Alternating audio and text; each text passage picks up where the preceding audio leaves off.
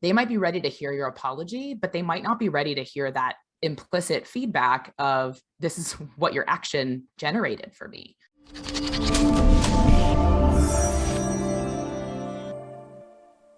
I've never built world-class relationships yelling at people. I've never done it.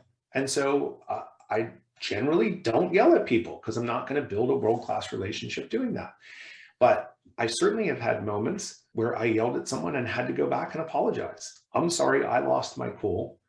And usually there's something that you can point back to. When you did this thing, it was such a violation for me of how I see the world and how I treat people that there was a visceral reaction. I couldn't help myself. You've heard people say that. I couldn't help myself. Yeah. Like they might be ready to hear your apology, but they might not be ready to hear that implicit feedback of this is what your action generated for me.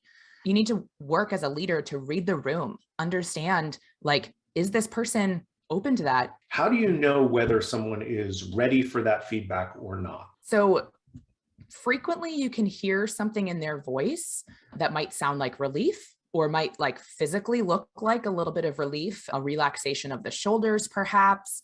You might see that like their face might relax a little bit.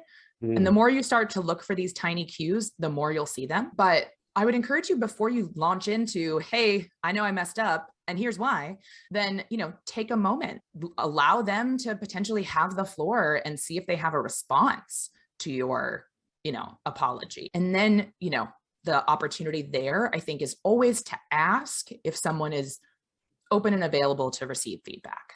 Yeah. And if they are not open and available at that moment, then ask them when you could have a conversation. Allow them to be in the driver's seat on kind of scheduling that when it feels better to them. Maybe it's towards the end of their day, or maybe it's on a Friday afternoon, and it'd be like, hey, I'd love to have a conversation to share a little bit more about why I had that reaction, where it came from, and how I think the things that you did or said made that impact on me, so we can kind of repair this relationship both ways. That also shows you care about the relationship, right? That it's not just about their performance at work or your team's performance. It actually shows that you care about them as a human being and that you want to have a relationship.